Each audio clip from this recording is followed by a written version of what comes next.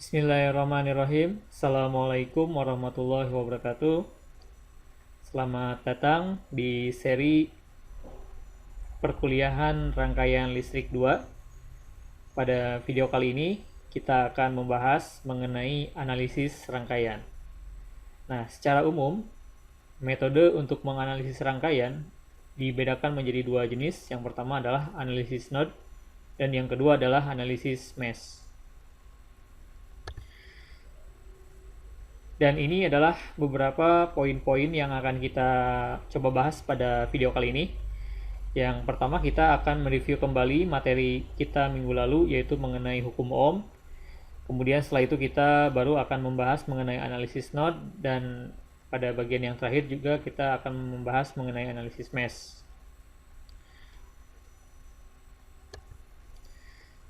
Oke, kita lihat kembali mengenai materi minggu lalu, di mana di sini kita memiliki suatu resistor, suatu hambatan yang jika kita berikan potensial di kedua ujungnya, di sini ada VA dan di sini ada VB, maka pada resistor ini dia akan mengalirkan arus yang katakanlah kita sebut ini adalah IAB.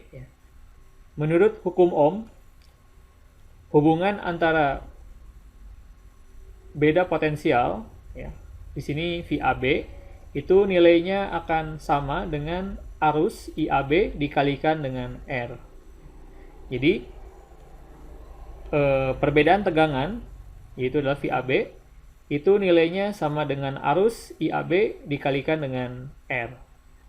Nah, kalau kita tuliskan ulang, hubungan ini, maka kita bisa mendapatkan arus IAB itu sama dengan VA dikurangi dengan VB dibagi dengan R. Nah, seperti yang kita ketahui bahwa VAB ini adalah selisih antara potensial A dikurangi dengan potensial B. Maka kita bisa mendapatkan bahwa arus listrik yang melewati resistor ini adalah IAB sama dengan VA dikurangi dengan VB dibagi dengan R. Nah, begitupun sama halnya jika rangkaiannya di sini kita susun secara seri, ya. Di sini kita memiliki R1 dan R2 yang disusun secara seri. Nah, ini adalah titik A, ini titik B, ini adalah tengah-tengahnya adalah titik P. Dengan menggunakan hukum Ohm, kita bisa menuliskan bahwa VAB itu sama dengan IAB dikalikan dengan RAB. Ya. Jadi VAB sama dengan IAB dikalikan dengan RAB. Nah, dari hubungan ini, maka kita bisa menuliskan bahwa IAB itu arus yang mengalir dari A ke B itu sama dengan VA dikurangi dengan VB dibagi dengan R1 ditambah dengan R2, ya. Karena RAB itu, di dalam RAB itu ada R1 dengan R2 yang disusun secara seri. Artinya berada pada saluran yang sama, gitu ya, R1 dan R2-nya. Nah, sehingga dari sini kita bisa mendapatkan tegangan VAP. VAP ini adalah tegangan sama dengan IAB dikalikan dengan RAP. Nah, kenapa VAP ini arusnya itu adalah sama dengan IAB? Karena arus listrik yang melewati titik A dengan titik P ke titik P itu nilainya sama dengan arus yang melewati dari titik A ke titik B. Jadi karena salurannya sama, jadi arus listriknya yang mengalir adalah sama. Sehingga ini nilainya sama dengan IAB. Seperti itu. Di mana IAB ini dapat kita cari dengan menggunakan cara yang sebelumnya. Ya, seperti itu. Nah, ini adalah konsep dasar dari menganalisis suatu rangkaian. Ya. Kenapa saya perlu menjelaskan terlebih dahulu konsep ini? karena nanti konsep ini akan kita perluas ya, akan kita kembangkan ke dalam analisis node atau analisis mesh. Oke, sekarang kita masuk ke analisis node atau simpul ya. Node ini adalah simpul. Analisis node ini memiliki nama lain itu adalah nodal analysis. Jadi analisis node ini dia dikembangkan dari hukum arus Kirchhoff. Nah, hukum arus Kirchhoff ini mengatakan bahwa pada titik percabangan atau simpul, arus listrik yang masuk ya, yang masuk ke percabangan itu nilainya akan sama dengan arus listrik yang keluar ya. Nah, di sini ada arus listrik yang masuk, yaitu adalah I1, I2 dan I3. Maka nilainya, penjumlahannya akan selalu sama dengan penjumlahan I4 tambah I5 tambah I6 ya, seperti itu. Nah, ini adalah hukum arus Kirchhoff. Sekarang bagaimana kita bisa menerapkan dari analisis simpul ini? Nah, di sini ada beberapa langkah-langkah yang kita perlu ikuti di dalam menganalisis suatu rangkaian secara atau dengan menggunakan analisis simpul ya, analisis node. Nah, yang langkah pertama adalah kita harus tentukan dulu salah satu node sebagai ground ya. Nah, jadi langkah pertama ini kita tentukan groundnya mana ya, di titik mana titik ground yang kita gunakan. Kemudian yang kedua adalah tetapkan node lain sebagai node tegangan ya, sebagai simpul tegangan. Nah, jadi setelah kita menentukan simpul ground, berikutnya kita tentukan simpul tegangan ya. Nah, nanti kita lihat ya pada contohnya. Kemudian untuk langkah yang ketiga, terapkan hukum arus Kirchhoff untuk setiap simpul. Nah, kemudian langkah keempat, nah di sini langkah keempat ini opsional. Kenapa opsional? Jadi ini tergantung dari bentuk rangkaiannya ya. Biasanya langkah 4 ini kita gunakan jika di dalam rangkaian tersebut terdapat sumber tegangan. Oke. Nah, langkah keempat ini jika terdapat sumber tegangan, maka anggap sebagai supernode ya. Ini kalau misalkan di dalam rangkaiannya terdapat sumber tegangan ya. Seperti itu. Baik, sekarang kita lihat contoh bagaimana menerapkan dari metode analisis node ini, di mana di sini ada sumber arus, ini sumber arus, dan di sini ada komponen-komponen resistor ya. Nah, pertanyaannya adalah tentukan V ya, tegangan dengan analisis node ya. Jadi pertanyaannya adalah tentukan tegangan di sini ya. Tegangan yang dimiliki oleh resistor 8 ohm dengan analisis node. Nah, langkah pertama yang harus kita lakukan di sini adalah kita tentukan groundingnya. Groundingnya di sini adalah kita tentukan di sini dan di sini ya. Kita tentukan ini sebagai simpul grounding. Nah, simpul ini dengan ini sama ya, karena dia terhubung. Begitupun sama dengan ini juga sama grounding, ini juga sama grounding, karena dia terhubung pada satu pengantar yang sama ya. Jadi di sini tidak ada hambatan ya, tidak ada komponen lain. Nah, setelah itu kita tentukan atau tetapkan simpul-simpul tegangan ya. Nah, di sini ada simpul, kita beri nama ini VA. Begitupun sama dengan di sini ya. Ini adalah simpul VB ya. Ini adalah kedua simpul yang nanti akan kita tinjau masing-masing. Nanti akan kita tinjau, kemudian nanti akan kita analisis ya. Baik, sekarang kita lihat di sini pada simpul A.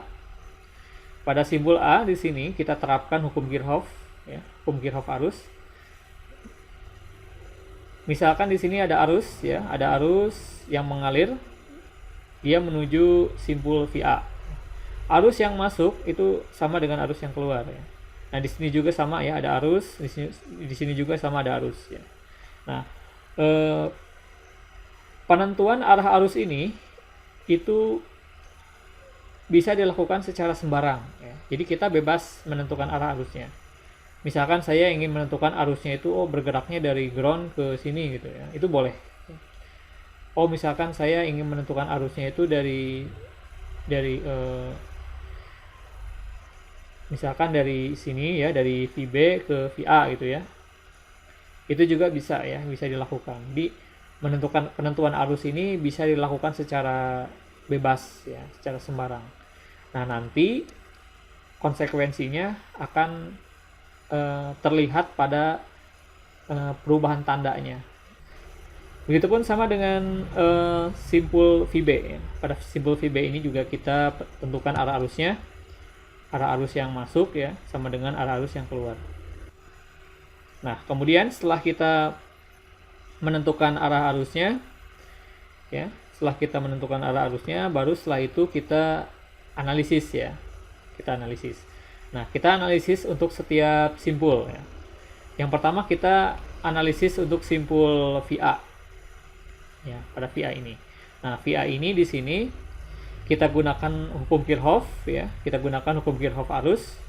Jumlah arus yang masuk sama dengan jumlah arus yang keluar. Nah, di sini kita lihat arus yang masuk ini berapa nilainya. Nah, di sini udah kelihatan ya, sudah terlihat bahwa arus listrik yang masuk ini adalah nilainya 9 ya. Nah, nilainya sama dengan jumlah arus yang keluar. Nah, arus yang keluar ini ada dua. Ada yang arahnya itu dari VA ke VB, ada yang arahnya itu dari VA ke ground. Nah, setiap arus ini kita jabarkan ya. Kita jabarkan sehingga akan menghasilkan persamaan seperti ini ya. Ini adalah arus yang masuk 9. Ini adalah arus yang keluar ya. Jumlah arus yang keluar ini ada dua. Yang pertama ini adalah arus yang dari VA ke ground. Jadi di sini VA dikurangi V ground dibagi dengan 8 ya. Jadi ini VA dikurangi dengan V ground dibagi dengan 8. Ini sesuai dengan hukum Ohm ya. Hukum Ohm yang sebelumnya sudah kita bahas. Nah, plus ditambah dengan arus yang bergerak dari VA ke VB ya. Berarti di sini VA dikurangi VB dibagi dengan hambatannya, itu 16. Nah, ini adalah persamaan untuk simpul VA. Setelah kita mendapatkan persamaan ini, kemudian kita olah ya, kita lakukan operasi matematis sehingga kita bisa mendapatkan persamaan ini. Jadi ini penyebutnya disamakan ya. Setelah itu dipindah ruas, dijumlahkan atau dikurangkan sehingga kita bisa mendapatkan persamaan ini. Nah, ini adalah persamaan untuk simpul VA. Ya, persamaan ini kita simpan, nanti akan kita gunakan. Dan di sini V ground-nya nilainya sama dengan 0 ya. V ground-nya sama dengan 0, kita masukkan ya, maka kita dapatkan persamaan ini. Lalu selanjutnya kita analisis untuk simpul VB. Pada simpul VB kita perhatikan di sini arus yang masuk ya. Di sini ada dua arus ya. Yang pertama arus yang bergerak dari VA ke VB, yang kedua adalah arus yang bergerak dari ground ke simpul ya. Hal ini dapat dilihat dari tanda ini ya. Ini adalah sumber arus. Nilainya 3 ampere. Dan ada di sini ada arus yang keluar ya. Ada arus yang keluar simpul ini adalah yang bergerak dari VB ke ground ya. Dia bergerak ke sini. Oke, sehingga dari dengan menganalisis dari simpul VB kita bisa mendapatkan persamaan seperti ini. Jadi arus ini VA dikurangi dengan VB dibagi dengan 16, kemudian ditambah dengan 3 ya, karena arusnya ke sini. Kemudian nilainya sama dengan arus yang keluar ya. Arus yang keluar ini dia bergerak dari VB ke ground. VB dikurangi dengan V ground dibagi dengan 12. Kita samakan penyebutnya, setelah itu kita lakukan penjumlahan atau pengurangan secara matematis ya, sehingga kita bisa mendapatkan nilainya adalah ini. Persamaannya adalah ini ya. Nah, dan jangan lupa di sini V ground ini nilainya adalah sama dengan 0 ya. Tegangan ground ini. Nah, lalu setelah ini di sini kita memiliki dua persamaan. Persamaan untuk simpul A, VA, dan persamaan untuk simpul B, ya, VB. Nah, kedua persamaan ini selanjutnya kita lakukan eliminasi ya. Jadi tujuan kita adalah untuk mencari tegangan V ya, tegangan V yang ada di sini. Tegangan V yang ada di sini itu tidak lain merupakan tegangan VA dikurangi dengan VG. Nanti akan kita lihat. Nah, tapi sebelumnya kita lakukan eliminasi dari dua persamaan ini ya. Kita lakukan eliminasi. Ya. Nah, di sini kita memiliki dua persamaan. Persamaan yang pertama itu adalah persamaan yang diperoleh dari simpul VA, sedangkan persamaan yang kedua ini adalah persamaan yang diperoleh dari simpul VB. Nah, lalu kita lakukan eliminasi untuk mencari salah satu dari variabel ya. Misalkan variabel yang ingin kita eliminasi, yang ingin kita cari itu adalah variabel VA ya. Karena yang kita cari ini adalah variabel VA, maka yang harus kita eliminasi adalah variabel VB. Nah, untuk mengeliminasi variabel VB, maka koefisien ya, nilai yang ada di VB ini nilainya harus sama dengan yang di bawahnya. Nah, maka di sini kita kalikan 28. Persamaan yang pertama ini kita kalikan dengan angka 28. Sedangkan yang bawah ini kita kalikan 1. Sehingga kedua persamaan ini akan berubah menjadi seperti ini. Persamaan yang pertama ini berubah menjadi seperti ini. Persamaan yang kedua berubah menjadi ini, tidak mengalami perubahan ya, karena dia hanya dikalikan 1. Nah, setelah itu kita lakukan proses eliminasi ya. Kita kurangkan persamaan 1 dengan persamaan 2, kita kurangkan. Nah, di sini karena di sini tandanya sama, maka ini jadi kita kurangkan ya, kita kurangkan. Jadi di sini ini kurangi ini jadi 0 ya. Sedangkan ini kurangi ini jadi, sehingga persamaannya menjadi seperti ini gitu ya. Nah, lalu setelah itu kita baru bisa mendapatkan nilai VA. Ya, VA ini adalah 4608 dibagi dengan 72 sama dengan 64 volt. Nah, ini adalah nilai tegangan VA ya. Nilai tegangan VA atau nilai potensial dari VA.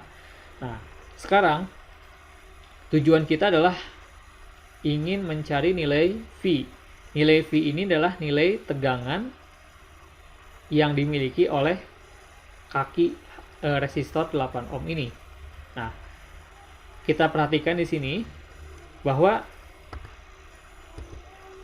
tegangan ini itu nilainya sama dengan VA dikurangi dengan VG.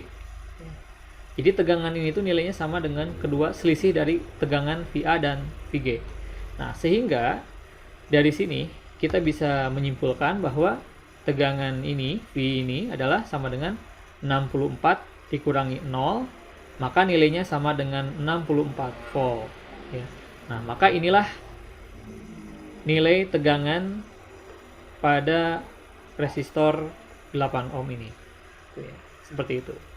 Nah, sekarang kalau misalkan kita ingin mencari tegangan VB, bagaimana caranya? Nah, caranya sama ya. Caranya sama seperti eliminasi seperti ini, atau kita juga bisa dengan cara mensubstitusikan nilai VA ke salah satu persamaan. Ke salah satu persamaan ini. Di sini VA-nya sudah kita dapatkan nilainya 64. Nah, setelah itu kita masukkan ke sini. Ya, ke salah satu persamaan ini, sehingga kita bisa menentukan nilai VB-nya. Ya, seperti itu. Jadi untuk mencari nilai VB ini kita bisa mencarinya dengan cara substitusi nilai VA ya. Nilai VA yang sudah kita temukan sebelumnya. Oke, seperti itu. Ini adalah metode analisis node Ya, analisis simpul. Jadi bagaimana kita memanfaatkan hukum arus Kirchhoff untuk mencari nilai tegangan.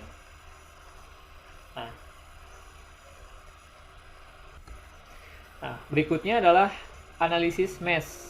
Ya, mesh ini artinya adalah jala.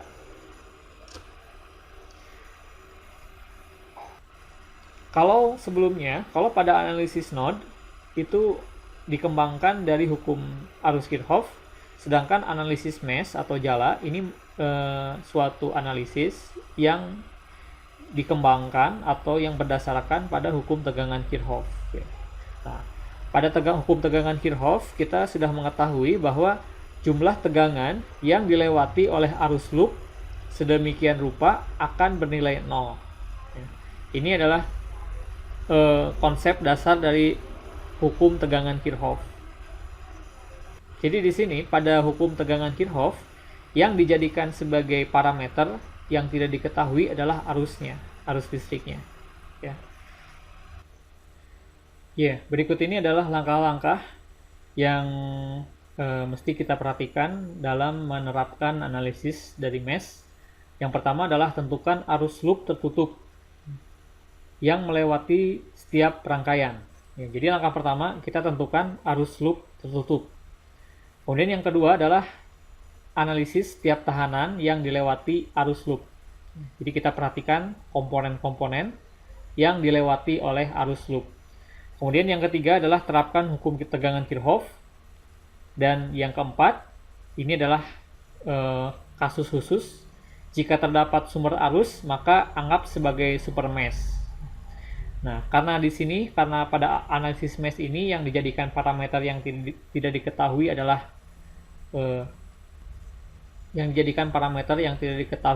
arusnya, maka jika terdapat sumber arus, maka dianggapnya sebagai super mesh. Baik, sekarang kita lihat contohnya. Contoh bagaimana menerapkan dari analisis mesh ini.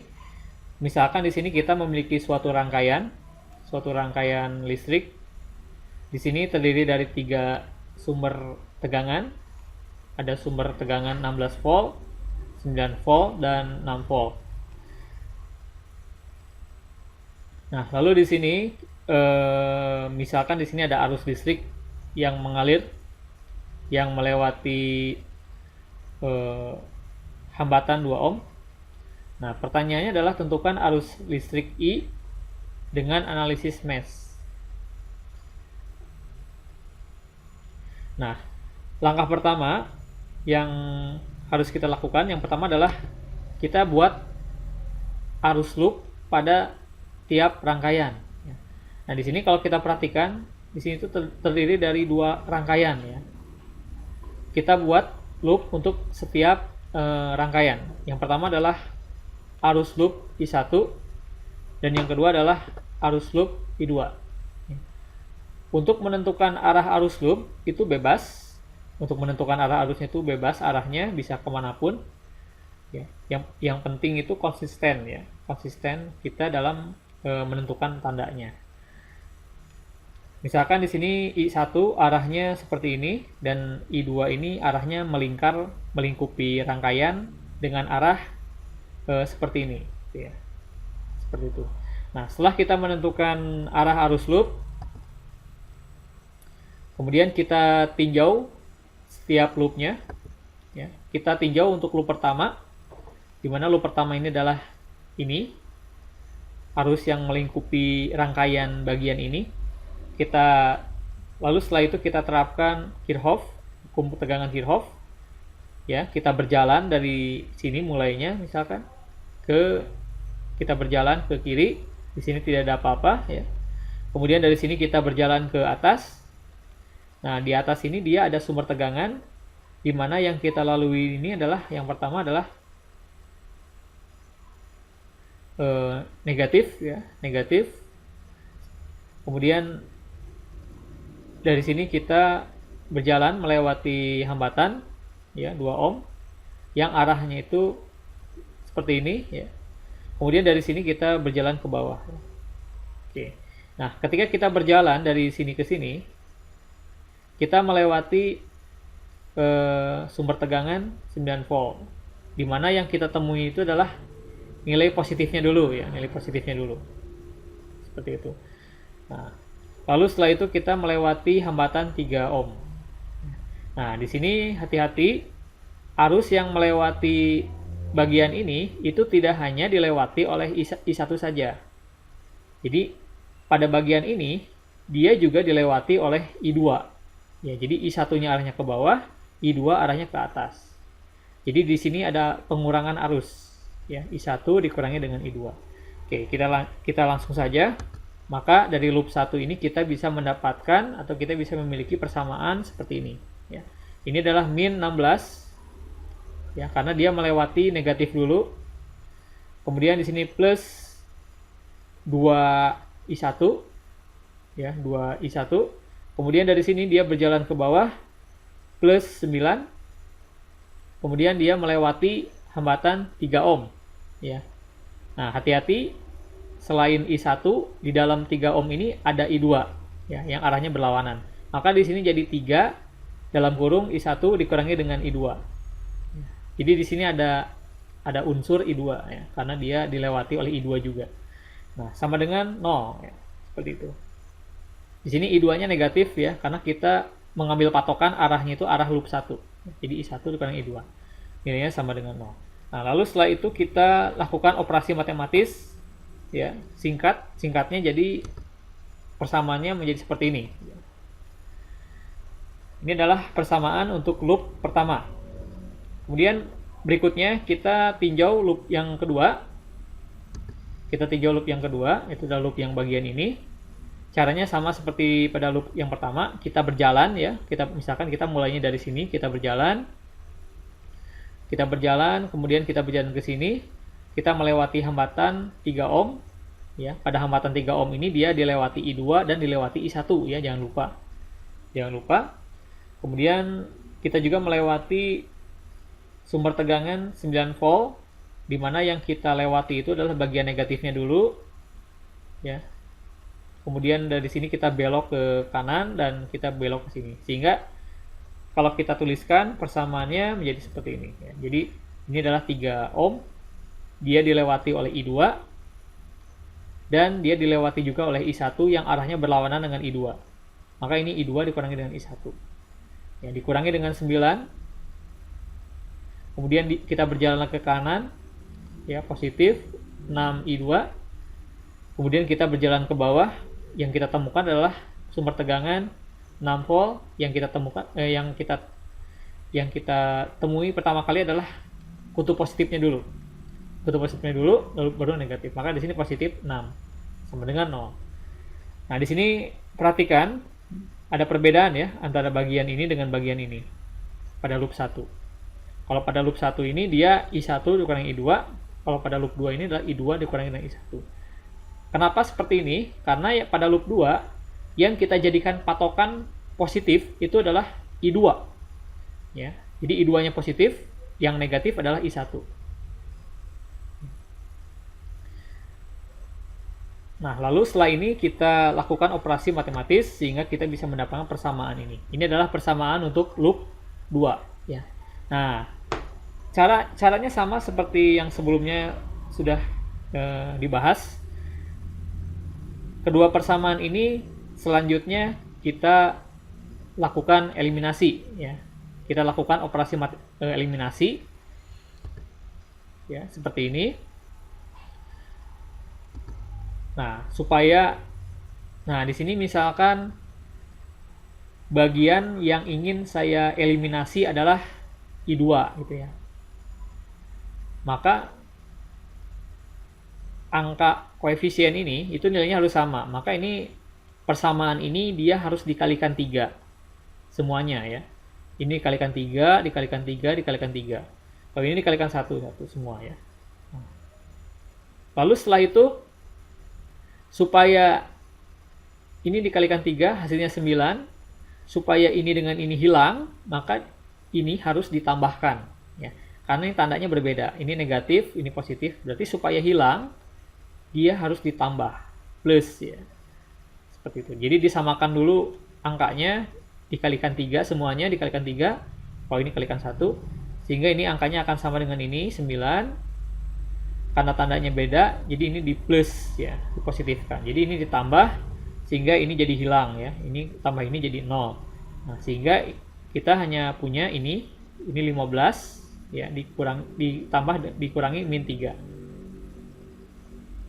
Sehingga persamaannya menjadi seperti ini, 12i1 dikurangi 0 ya. Sama dengan ini 24 ya. Ini 24 dari mana? Ini dari 7 dikalikan 3, 21 ya, 21. 21 ditambah 3 sama dengan 24. Nah, lalu setelah itu baru kita bisa menemukan nilai I1-nya. Jadi I1-nya itu sama dengan 2 ampere. Nah, nilai I1 ini nilainya sama dengan arus listrik yang melewati hambatan 2 ohm. Jadi I1 ini nilainya sama dengan I. Jadi I1 ini nilainya sama dengan nilai I. Seperti itu. Oke, seperti itu untuk contoh penyelesaian pada analisis mesh.